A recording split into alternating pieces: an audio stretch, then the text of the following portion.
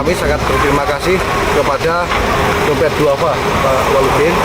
Ini pertama kali kita bersinergi bekerjasama dengan Dompet Duafa untuk memfasilitasi kepulangan jenazah PMI sampai ke daerah asal.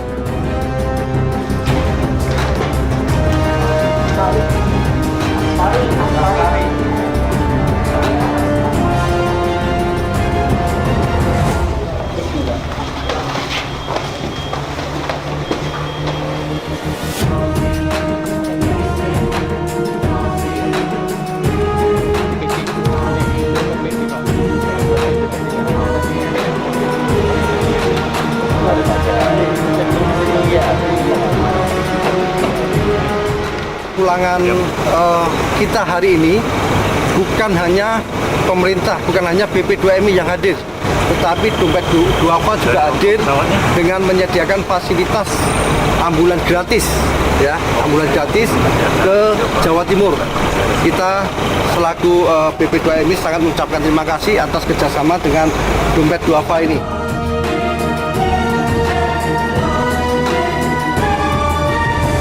Ada kedua tangan kita munajat pada Allah Subhanahu wa taala. Mudah-mudahan niat baik kita, perjalanan kita dimudahkan, dilancarkan dan diselamatkan oleh Allah Subhanahu wa taala.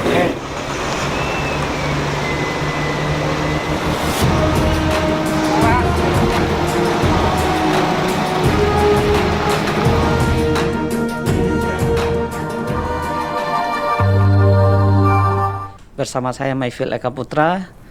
Pada kali ini kita akan mendengarkan kisah sang pengurus jenazah.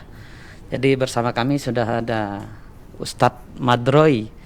Beliau adalah manajer Badan Pemulasaran Jenazah Dompet Duafa. Assalamualaikum Ustadz. Waalaikumsalam warahmatullahi wabarakatuh. Ustadz Madroy, berbicara tentang jenazah. Jadi banyak kisah-kisah miris yang kita dengar di lapangan. Yeah. Ada orang yang tidak mampu, kemudian sangat sulit mengakses ambulan jenazah. Jadi ketika keluarganya meninggal di rumah sakit ataupun di suatu tempat, dia ingin membawa ke pemakaman atau pulang kampung, karena biaya, karena ketiadaan, atau karena mereka tidak tahu informasi-informasi bagaimana mendapatkan ambulan jenazah ini. Akhirnya mereka membawa jenazahnya pakai angkutan umum, ya kan? Ada yang pakai motor juga, ada yang pakai tandu. Dan kisah-kisah miris itu sampai hari ini masih kita dengar. Jadi alhamdulillah sudah ada Badan Pemulasaran Jenazah Dompet Duafa. Kebetulan Ustadz adalah manajer di sana. Nah, Ustadz, kita mau tahu bagaimana proses awal pendirian dari Badan Pemulasaran Jenazah Dompet Duafa ini. Ya, makasih Bang Maifil, bahwa di Dompet Duafa memang ada salah satu program yang difokuskan ke bidang layanan kemanusiaan. Saat ini kita difokuskan untuk melayani layanan khusus, yaitu layanan jenazah. Di 2012 kita mendapatkan informasi ada seorang laki-laki, ya, bapak yang menggendong jenazah anaknya yang membawa dari rumah sakit Jakarta ke Bogor menggunakan kereta api. Gitu. Jadi sampai di stasiun tertentu dia dipinta turun untuk dimintakan surat administrasi berupa surat hasil otopsi, karena memang dikhawatirkan mungkin ini korban pembunuhan ataupun apa. Akhirnya dia kembali lagi ke rumah sakit di Jakarta itu, gitu. Nah, seperti itu akhirnya kendala-kendala itu menjadi motivasi kita, menjadi inspirasi kita bahwa kita harus berbuat, menghadirkan sesuatu untuk membantu mereka. Maka lahirlah yang namanya program Barzah, itu Badan Pemulasaraan Jenazah. Nah, di 2012 itu kita ada satu unit layanan, satu unit armada, dan sampai saat ini kita saat ini sudah punya 5 unit armada untuk melayani jangkauan Jabodetabek dan luar kota Jawa dan Lampung. Sejak Maret 2013 saya memimpin layanan ini. Sampai saat ini sudah lebih dari 4.700 jenazah yang sudah kita antarkan, ya, dalam dan luar kota. Tuh. Berapa, Ustaz? 4.700 jenazah yang sudah kita hantarkan. Dan itu memang semua kita gratiskan, tanpa pungutan biaya, tanpa tarif. Dan saya ucapkan kepada donatur Dompet Duafa, jazakumullah khair katsir, dan mudah-mudahan keberkahan Allah berikan pada mereka semua. Jadi itu gratis. Jadi operasionalnya dari operasional donatur. Semua kami dari Dompet Duafa gitu, Artinya dari donasi. Dari donasi gitu ya. Jadi yang jelas kita tidak memungut biaya apapun, dan driver ataupun petugas kami juga kita larang untuk menerima uang apapun kepada dari mereka penerima manfaat layanan kita. Jadi uang tol, uang makan, uang BBM, uang supir, itu semua kita tidak menerima gitu ya. Sehingga ada juga mereka yang mau berinfak, ya kita langsung berikan nomor rekening atas nama Dompet Duafa. Ya, Jadi, artinya tidak dikhususkan. Tidak ya, dikhususkan, harus kepada kita, tidak. Jadi semua kita gratiskan itu semua. Jadi cakupan wilayah gimana, Ustaz? Apakah Jabodetabek saja atau apa? Untuk saat ini kita Jabodetabek dan luar kota itu mencapai Pulau Jawa, pokoknya yang masih Pulau Jawa lah ya. Dan Lampung. Lebih dari itu kita tidak bisa mengcover karena jarak tempuh yang memang harus kita batasi. Sehingga karena pengalaman kami, umumnya jenazah itu dari 10 jam itu sudah mulai ada perubahan fisik ya, aromanya dan lain sebagainya. Sehingga ini menjadi kurang baik untuk tim dan keluarga yang ada di dalam armada tersebut. Gitu. Ini harus kita pertimbangkan. Jadi ada batasan karena waktu. Ada batasan karena jarak tempuh. Jarak tempuh ya. Itu dari 4.700 itu rata-rata sebulannya berapa, Ustaz? Kalau umumnya ya, sebulan itu rata-rata ini ada perbedaan. Dari tahun pertama kami mengelola 2013 itu per bulan masih kisaran 15-20, tapi kalau 2018 ke sini itu per bulan rata-rata 80 jenazah. 80 jenazah. 80 jenazah itu pun kita masih banyak yang tidak bisa kita cover. Karena orang meninggal kan gak ada jadwal.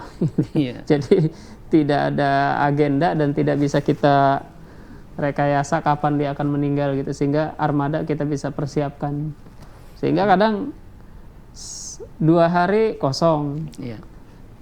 Tapi begitu hari ketiganya ada 6, ada 7. Sementara armada cuma 5. Sementara armada kita hanya ada 4 saat itu. Gitu. Okay. Nah, akhirnya ya mau nggak mau ya kita bermitra dengan lembaga-lembaga lain yang memang kita tahu ini orang harus dibantu, memang orang nggak mampu, ya kita gunakan armada lain, tapi operasional biayanya tetap dari kami Dompet Duafa, dari kita.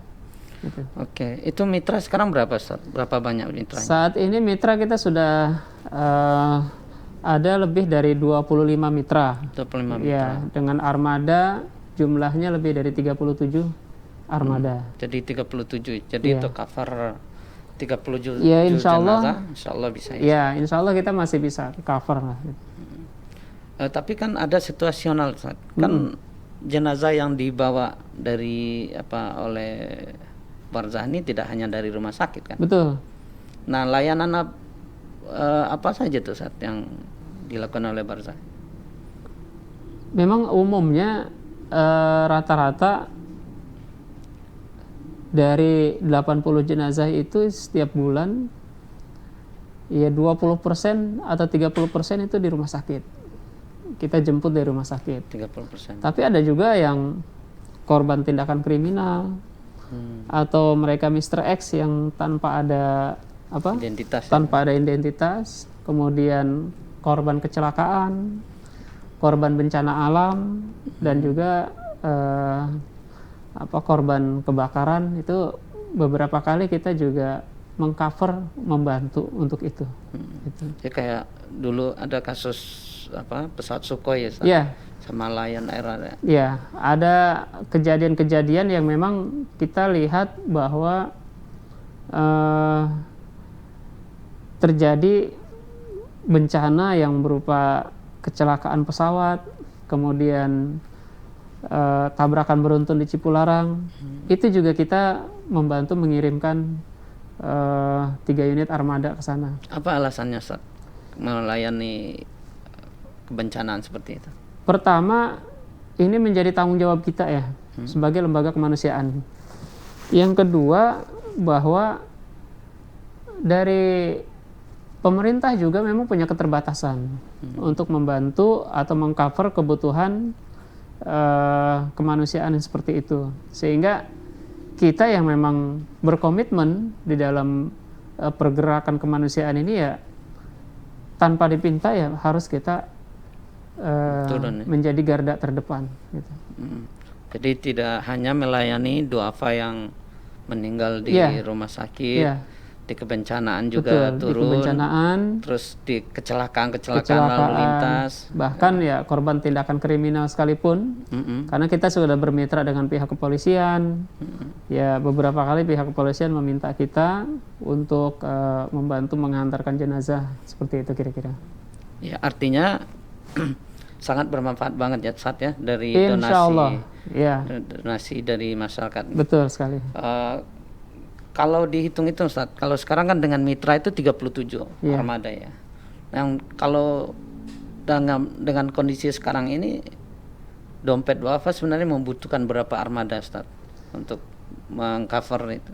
Untuk Jabodetabek sih memang idealnya kita minimal lah punya 25 unit. Itu Jabodetabek. Ya? Jabodetabek minimal kita untuk punya 25 unit, dan itu insya Allah kita dalam kondisi stabil.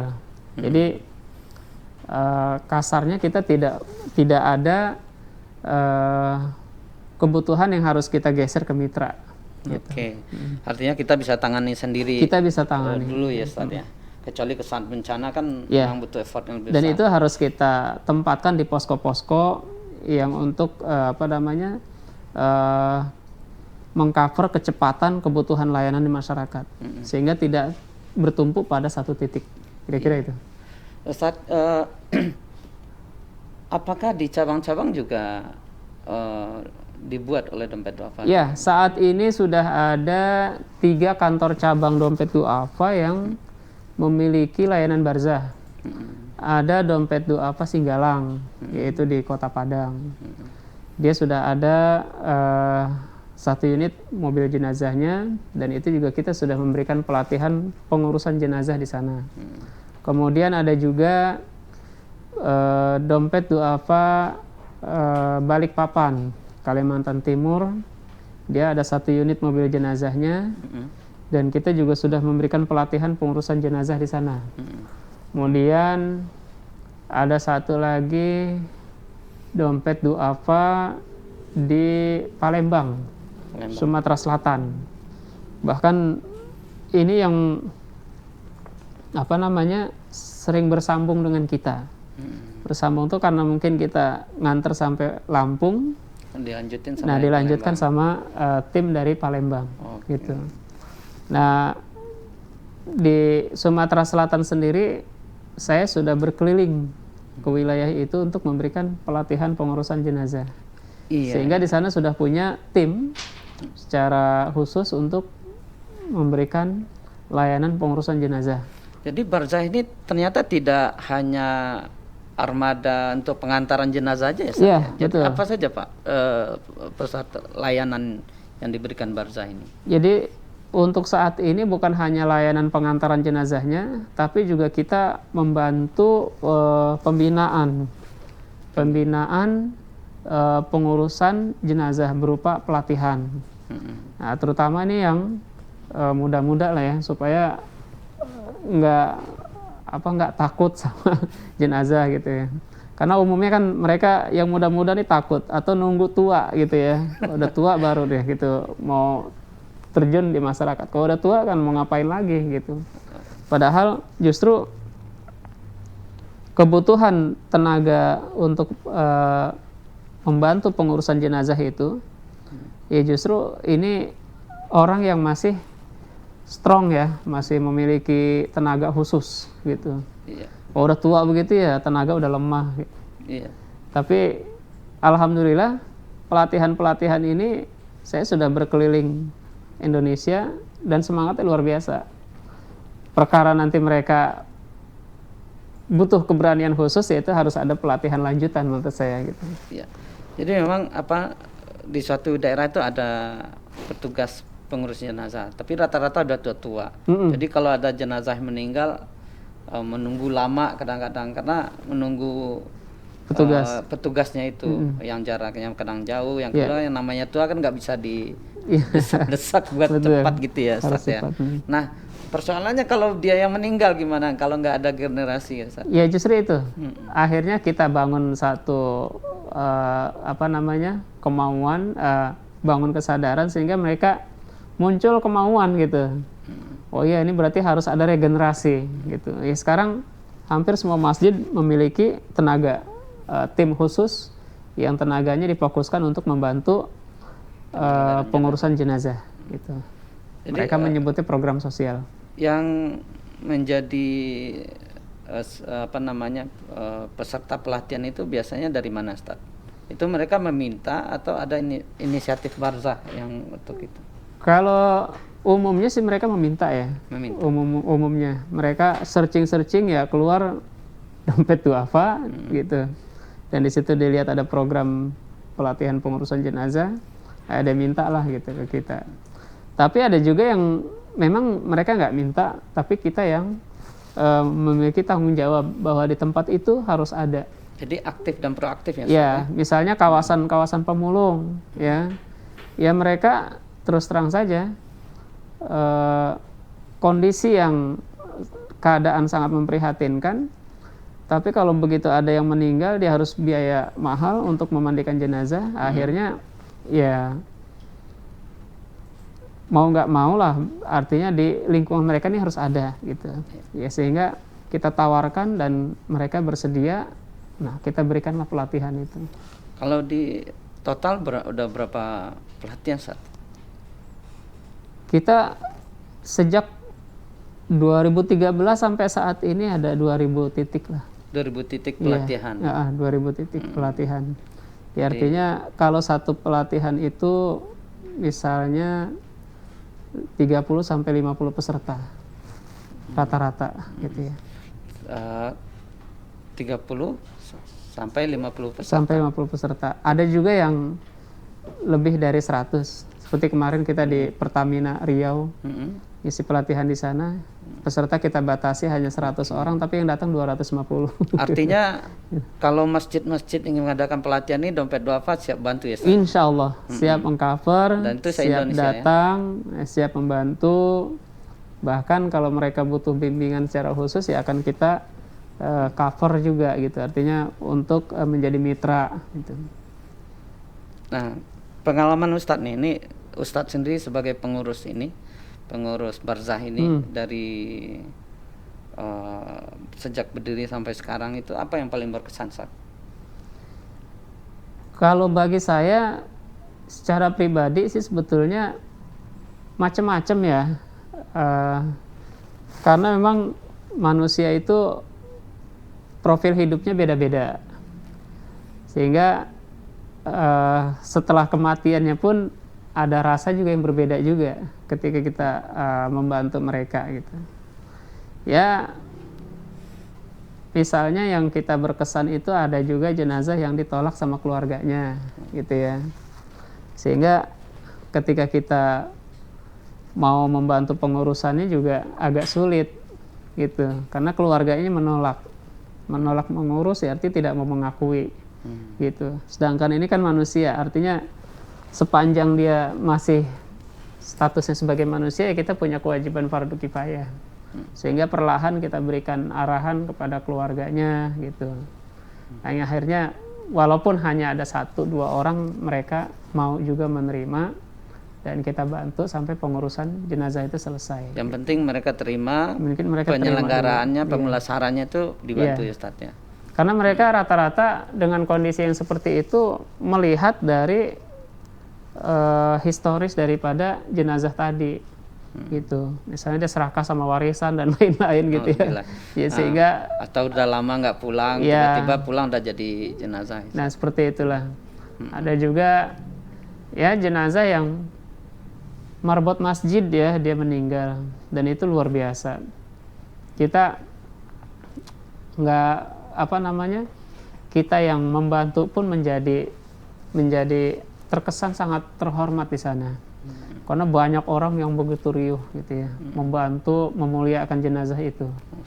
Karena itu orang yang ya puluhan tahun ya berkhidmat di satu masjid dengan ikhlasnya, dengan ibadahnya, sehingga masyarakat tahu bahwa beliau adalah orang yang ahli khair, ahli kebaikan. Nah itu luar biasa. Jadi ada kesan yang paling bikin haru ya Ustaz. Iya. Ada yang menyedihkan juga ya. Ada yang menyedihkan dan ya menguji kesabaran kita lah gitu. Di Luar situ biasa. tantangan khusus secara mental kita ini. Ya pemirsa, sangat menarik cerita dari Ustadz Madro ini. Nanti akan kita lanjutkan, ada kisah yang lebih menarik lagi. Nanti kita akan kedatangan tamu, seorang supir ambulan jenazah Barzah Dompet Duafa. Nah, kita akan ulik bagaimana kisah-kisah yang berkesan selama beliau menjadi supir ambulan. Kita lanjutkan setelah pesan-pesan berikut ini.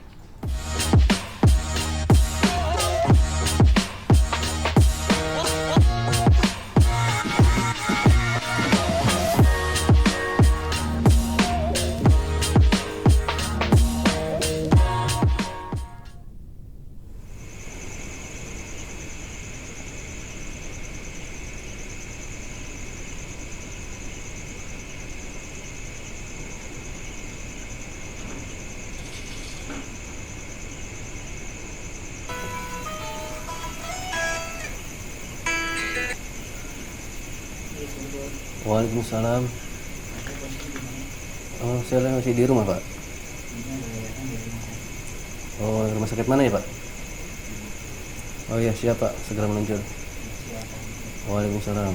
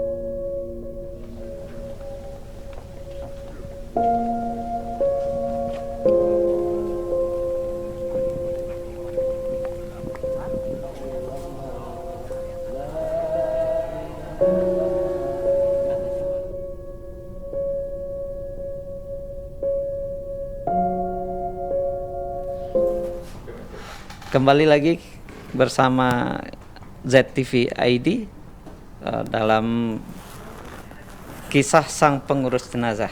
Kita masuk pada segmen kedua. Kita akan undang seorang tamu lagi, seorang supir ambulan jenazah dompet duafa, Bapak Muhyiddin. Silakan Pak Muhyiddin. Assalamualaikum. Gimana kabar Pak? Alhamdulillah. Nggak ngantar jenazah hari ini? Enggak, Pak.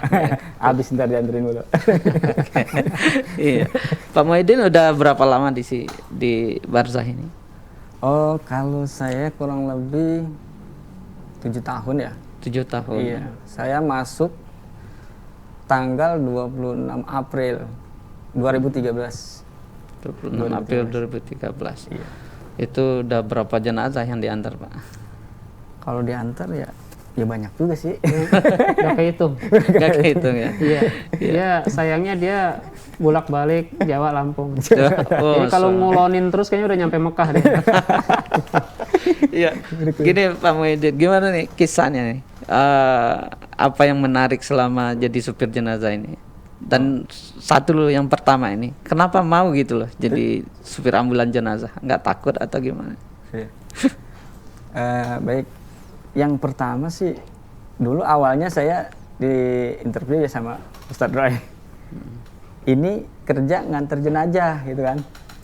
Awalnya dulu kan saya itu pengirim barang ya, seperti kaca aluminium kayak gitu ya, ngirim-ngirim barang lah, bawa truk gitu. Iya. Ditawar, bawa jenazah ini, itunya gitu kan.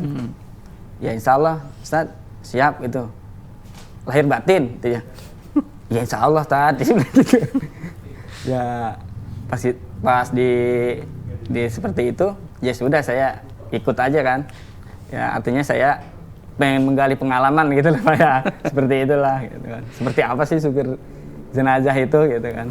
Ya alhamdulillah sampai saat ini saya masih sehat. Ada kisah yang menarik nggak selama itu? Nah, Kalau yang berkesan bagi Bang Muhyiddin ini? ya alhamdulillah ya Pak, semenjak saya artinya bergabung di Dompet Duafa buat diri saya pribadi pun gitu ya, alhamdulillah untuk dari segi apa ya, Batin. iya segi ibadahnya dan sebagainya, karena bertemannya kan sama ya ustadz gitu, sama kayak kalau orang meninggal amil gitu kan, kalau waktu ngirim barang ya pasti nongkrongnya saya kan sama-sama supir-supir yang juga gitu ya. Jadi kalau bawa jenazah lebih banyak mikir matinya ya? Gitu, iya. Ya, amal solehnya begitu. Iya gitu, alhamdulillah. Ini istri nggak melarang atau gimana? Ya alhamdulillah sih, waktu pertama awal saya masuk itu saya belum nikah. Oh belum Nah, nikah. ya, masih Nggak ada bujangan, itu yang melarang. Iya. Jadi nggak ada yang larang. Iya. Terus saya pas mau nikah ditanya kan, ya sama camar mertua, gitu ya, tanya sama mertua, Bang Muhyiddin kerjanya di mana? Dia, oh saya di Dompet Duafa. Oh alhamdulillah gitu kan. Ya kirain dia kayak di rumah sakit gitu kan. Dinas perhubungan. Oh bagian apa di situ? Saya supir. Nih gitu kan. Oh supir, iya. Supir apa? Supir jenazah saya. Jujur ya? Jenazah iya. Gitu. Ya sudah kan, ya alhamdulillah sih istri, mertua ya semuanya nerima gitu kan, nerima saya alhamdulillah. Terus biasanya kan kalau supir itu suka ini gitu kan, suka mampir-mampir katanya gitu kan. Saya bilang kalau bawa mobil jenazah mampir di mana sih? Iya. Rumah makan dari ditolak. Ya. Nah itu rumah makan ditolak, emang ada Bang? Ya sebenarnya sih ya emang sih kalau supir jenazah itu ya kita harus parkirnya juga harus tosikon gitu ya, nggak langsung parkir aja. Jadi posisi misalkan rumah makannya kita agak jauh lah dari rumah makan itu gitu, dan sampai rumah makannya juga kebanyakan nanyanya ada isinya Pak, bukan mau makan apa ditanya. Jadi bawa ambulan jenazah, bawa mampir di rumah makan ditanyain seperti itu. Iya, ditanya. Ada isinya apa tidak? Ada isinya nggak Pak? Gitu. Nah kalau ada isinya bagaimana? Dia mau ngasih makan kan? Ya saya jawab, Pak, biar ada Bu, gitu kan. Mau kemana? Mau ke Jawa. Oh, ya biasanya kan umumnya kalau orang mau makan ditanya mau makan apa, Pak. Kalau supir jenazah ya ditanyanya bawa nggak, Pak? Oh, gitu. Bawa jenazah nggak, Pak? Emang ada mitos gitu ya. Kenapa? Kalau ambulan jenazah itu berhenti di rumah makannya jadi sial apa begitu percayaannya? Ya kemungkinan besar ya gitu kan ya dari yang pemilik dari pemilik rumah makan dan sebagainya. Itu udah lagi kita juga emang sebenarnya kalau misalkan parkir yang asal parkir gitu kan kadang ini mobil di samping ini mobil supir jenazah kita kan dia juga merasa nggak nyaman atau gimana gitu, Pak. Jadi kita, Dan sering Pak Muhyiddin mengalami itu. kenapa, Pak? Sering mengalami seperti itu penolakan di rumah makan gitu. Ya kalau sering sih enggak, ya pernah lah gitu. Nah ya. Terus ada kisah lain sepanjang perjalanan atau gimana? Ya kalau kisah-kisah lain sih ya gimana ya? Kalau untuk pengantaran jenazah itu kan Itu yang rada unik nih. Dulu nganter ke mana? Ke Rangkas. Barengan sama saya.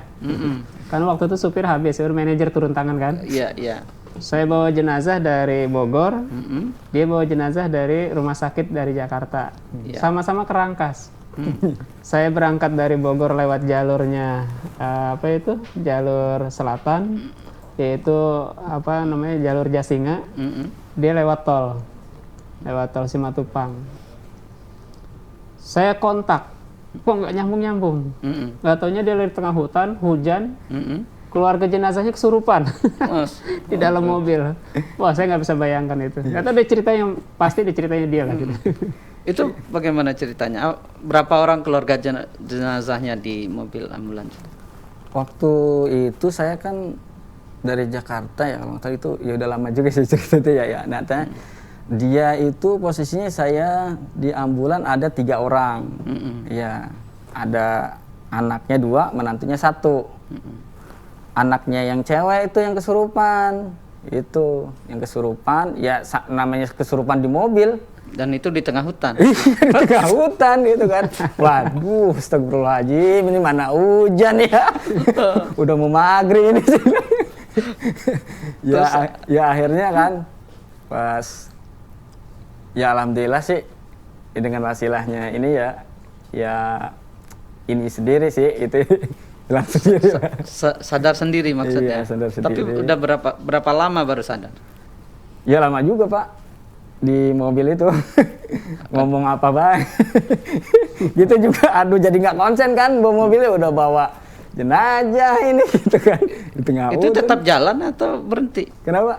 Selama kesurupan itu tetap jalan atau Sempat berhenti juga gitu kan. Saya Sempat tanya berhenti. kan sama keluarga yang lain? sama keluarganya gitu, Pak gimana nih gitu ya, gimana nih Pak gitu kan caranya gitu kan. Sudah Mas, sedikit lagi kok, dikit lagi gitu kan. Rumahnya udah kita jalan aja gitu kan. Dikit lagi kagak nyampe. Pak, ini gimana Pak? Udah mau Gitu kan. maghrib, ya? Iya. Ini gimana Pak? Ya udah tuh, udah jalan lagi. Ya alhamdulillah sih bisa ini sendiri. Bisa sadar sendiri. Iya, mungkin udah. Habis itu nggak pernah kesurupan lagi sepanjang jalan? Ya enggak. Nggak. Kalau itu. Itu jam berapa sampai di rumahnya?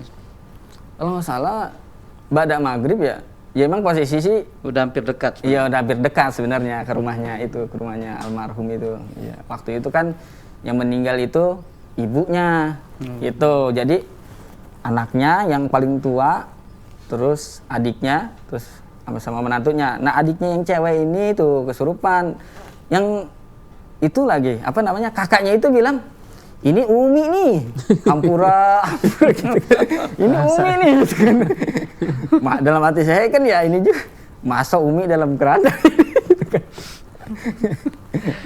Situasinya kredit. Kalau dia masih mending kayak gitu. Kita pernah ngantar jenazah ke wilayah Cilacap, lewat selatan. Lewat selatan malah itu hujan, terus situasinya kabut. Mobil kan waktu itu AC-nya agak terganggu. Jadi kalau kita buka kaca, air masuk. Tapi kalau kita tutup kaca ya ngembun di dalam. Ngembun. Udah akhirnya kita ikutin aja mobil depan. Kita pakai sen 2. Ada mobil truk depan. Gak taunya dia masuk jembatan timbang. Ya, Jadi masuk jembatan mobil timbang. jenazah ngikutin. Iya, ditanya sama petugas, Pak ini bertimbang juga? Enggak Pak, saya salah masuk katanya. Jadi luar biasa ya, suka dukanya. Tapi kalau Pak Muhyiddin seperti cerita Ustadz Madroi tadi, ada nggak yang bawa jenazah yang ditolak juga oleh keluarganya? Kalau ditolak sih pernah juga sih. Bukannya ditolak ini Bapak. Jadi posisinya dia punya istri 2 gitu Pak. Oh, rebutan. Ya. Yang istri 1 minta dibawa ke sini, yang istri 1 minta dibawa ke sini gitu kan. Ya kita sebagai supir pengantarnya bingung juga kan. Warganya pada ribut semua gitu kan. Iya.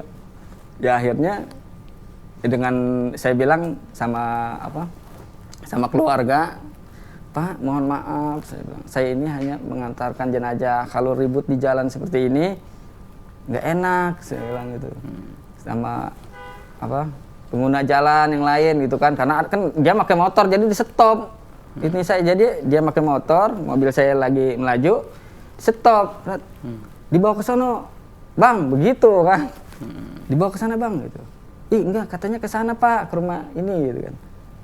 Enggak, dibawa ke sana aja gitu. Ninggalnya kan keluarga yang itu turun tuh anaknya ribut kan. Saya bilang ya saya tengahin, saya bilang saya ini hanya bisa mengantarkan jenazah. Jadi posisinya mau dibawa kemana nih Pak? Ini kan dipastikan dulu aja ketimbang kita mengganggu pengguna jalan yang lain.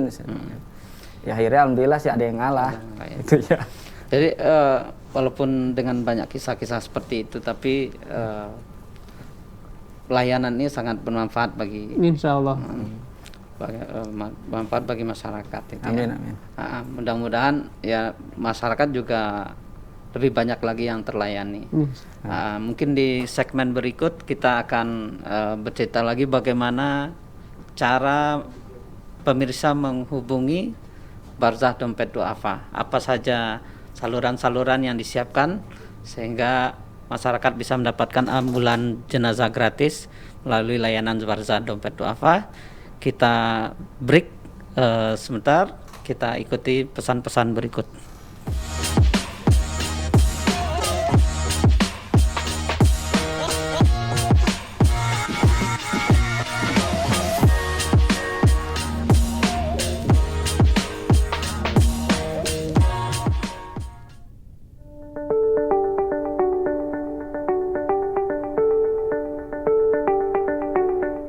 Memberi kemudahan bagi masyarakat yang tertimpa duka.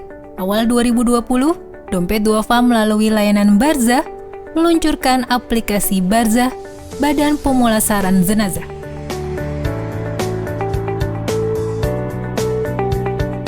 Aplikasi Barzah bisa diunduh melalui platform ponsel pintar.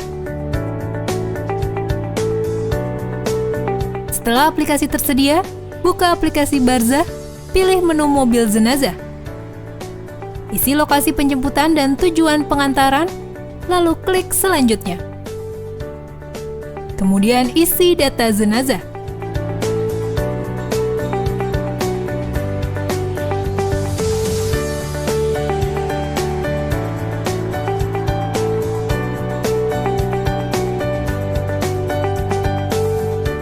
Setelah semua data terisi, pilih pesan. Selanjutnya tunggu respons admin customer service. Ketika pesanan sudah direspons, akan muncul notifikasi pada layar. Pemesan akan dihubungi melalui telepon untuk memastikan pesanan dan detail lokasi. Sekitar 10 hingga 15 menit, admin akan mengonfirmasi pengemudi Barzah yang standby di lapangan. Melayani pengantaran jenazah, pengurusan mulai dari memandikan dan mengafani, serta penyediaan kain kafan. Diperuntukkan bagi masyarakat kurang mampu serta umum, fasilitas Barzah bebas biaya, namun dipersilahkan jika ingin berinfak. Melalui layanan aplikasi, semakin luas manfaatnya, mempercepat dan menjangkau semua lapisan masyarakat.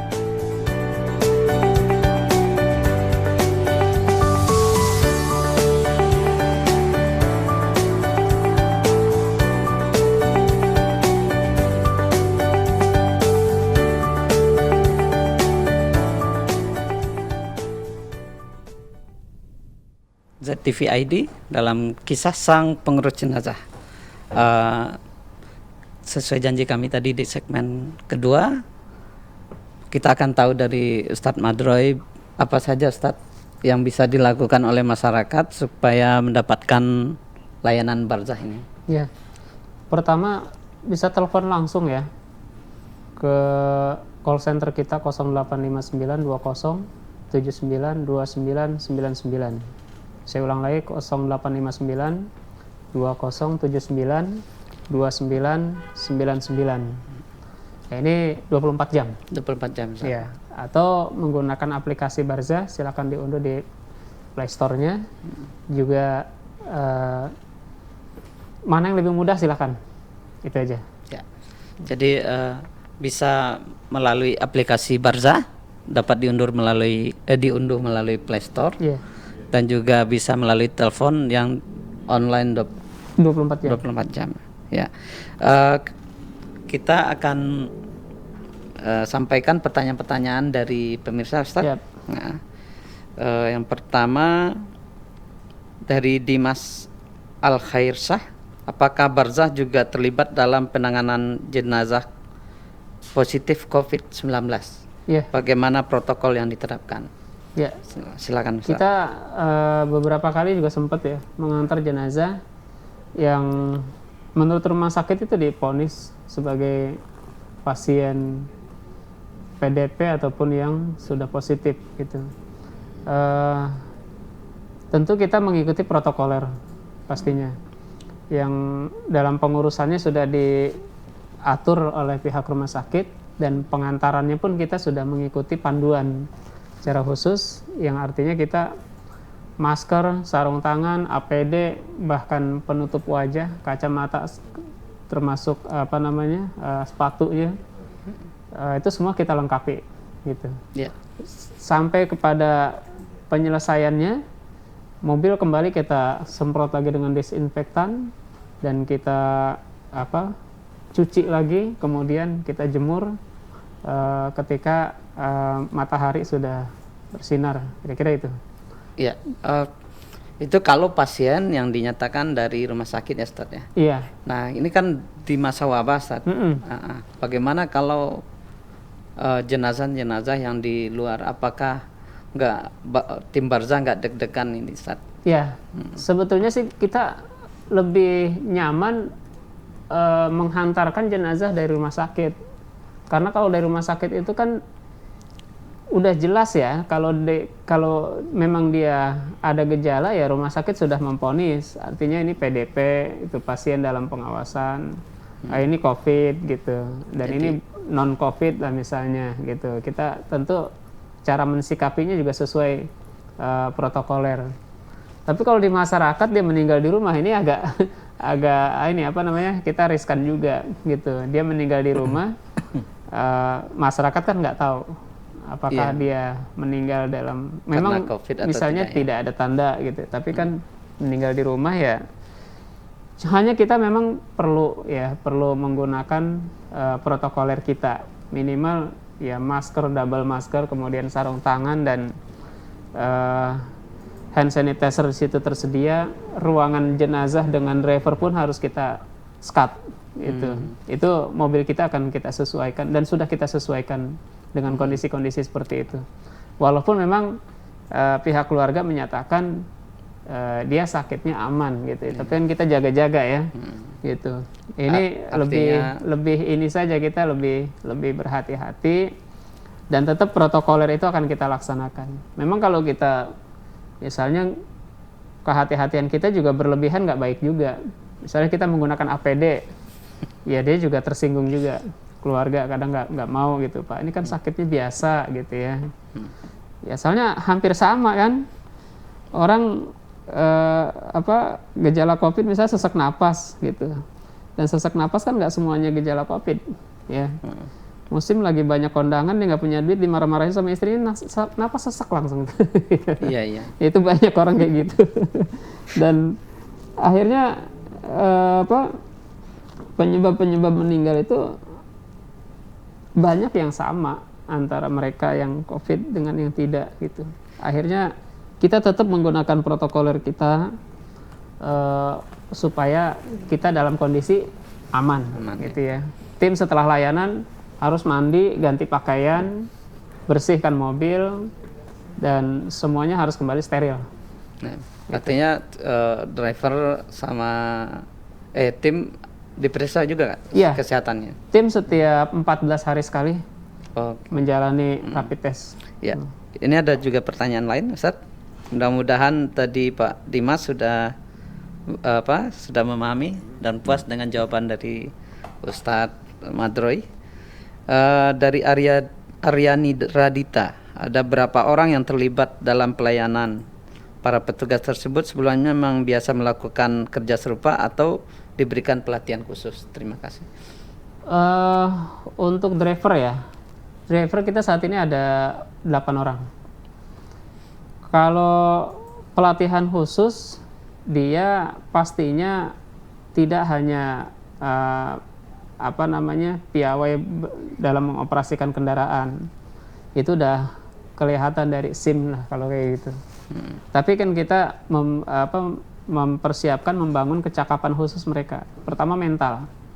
Itu yang paling kita siapkan. Makanya tadi Pak Muhyiddin kita tekankan betul-betul ketika kita rekrutmen, ente siap nggak zahir batin gitu. Karena yang dihadapi ini yang dibawa jenazah yang kadang-kadang kondisinya itu nggak selamanya kondisi utuh ya. Ada kondisi yang tipe 1, 2, dan 3 utuh, setengah utuh, bahkan ada yang tidak layak gitu. Nah itu beberapa kali beliau menjumpai ya, ketika evakuasi korban kecelakaan, evakuasi korban bencana gitu. Itu seperti itu, dan itu mental kita harus benar-benar siap. Nah mempersiapkan mental juga memang betul-betul harus kita bimbing bahwa supir itu harus netral, tidak terbawa emosi keadaan psikologi keluarganya, keluarga duka. Misalnya jenazah yang meninggal mendadak, sementara dia punya anak yang banyak, masih kecil-kecil, dan dia menjadi tulang punggung. Itu kan mengharu biru sekali tuh.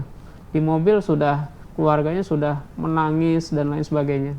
Supir yang tidak kuat, itu kadang menangis di mobil, ikut menangis. Itu kan nggak baik dalam kondisi mengendarai, membawa kendaraan dalam keadaan menangis, tuh nggak kita tidak pernah kita izinkan seperti itu. Sehingga driver harus benar-benar netral, tidak terbawa oleh situasi apapun. Gitu. Dia harus punya benteng sendiri. Ya, kekuatan tersendiri. Kekuatan tersendiri. Mudah-mudahan Mbak Aryani ya puas dengan jawaban dari Ustadz Madroi ini, bahwa pelayanannya di sini juga diberikan kecakapan khusus terhadap supirnya, driver dari ini. Tapi tadi juga ditanyain ini Ustadz, ada berapa orang yang terlibat dalam satu pelayanan? Kalau satu pelayanan untuk jarak dekat ya, cukup satu driver. Satu driver saja. Tapi kalau untuk jarak jauh, ya pasti kita 2 orang. Walaupun 1 orang sanggup misalnya nganter ke Jawa gitu ya, ke Jawa Tengah, tapi tidak pernah kita izinkan. Harus 2 orang. Kalau keluar Jawa, ya harus Jawa, ya pokoknya kalau untuk keluar kota harus 2 orang. Itu udah minimal. Nah, itu kalau kondisi-kondisi di jalan nanti ada apa kan, kita pastinya ada yang mengcover, ya, ada backup. Ya, selanjutnya Ustaz, ada dari Vina Indriani nanyakan bagaimana cara mendaftar menjadi driver barzah. Nih kayaknya mau jadi relawan juga ini. Iya. Ya, siapkan saya CV-nya ya. Oh, siap. Iya, yang jelas masuk dalam kriteria kita gitu. Dan kriterianya memang cukup ketat ya. Pertama dari usia, kondisi fisik, dan juga kesiapan lahir batin. Ya, itu udah pasti harus kita kita prioritaskan itu. Termasuk kesiapan keluarga juga kali ya, Pak. Kesiapan keluarga. Mau ditinggal-tinggal. Iya betul, karena beberapa kali kita juga udah siap mau kondangan, itu udah siap berangkat, ternyata ada telepon ini ada jenazah harus diantar. Atau dini hari ya. Iya, kondangan kita batal. Jadi itu sering kali gitu, bahkan tengah malam ya. Lebaran juga jalan Iya. juga, Pak. Jadi kita pokoknya Lebaran, ya. kita nggak ada libur, nggak ada lebaran, nggak ada tahun baru. Ya malam takbiran orang-orang pada takbiran Ada kita yang- nganter jenazah. Masya Allah. Malam tahun baru ya kita nganter jenazah. Bahkan situasi yang sudah menurut kita sudah terencana betul ya. Tapi semua harus batal. Tin seringkali tengah malam kita lagi asik hangatnya memeluk anak kita di tempat tidur, ternyata kita harus berganti memeluk tubuh yang kondisinya sudah dingin sekali. Itu memeluk jenazah. Ya. Ya, itu kita harus ikhlaskan. Sangat luar biasa. Nah, Mbak Vina, kalau memang ya berniat menjadi driver jenazah, silakan kirim CV ya Ustaz ya. Iya. Selanjutnya ada pertanyaan dari Sutami Jaya, apakah menggunakan jasa barzah ini ada bayarannya? Gitu. Sampai saat ini sekali lagi ya, kita tidak ada tarif, tidak ada pungutan biaya gitu.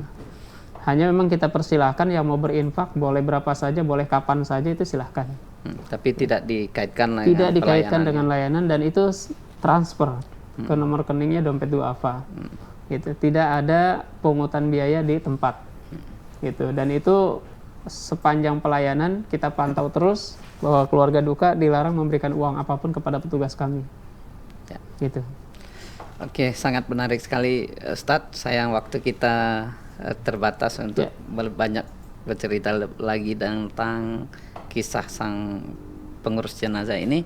Baiklah pemirsa, mungkin sampai di sini pertemuan kita pada hari ini. Kita akan bertemu lagi pada sesi berikutnya dalam online talk show dengan tema-tema yang lain.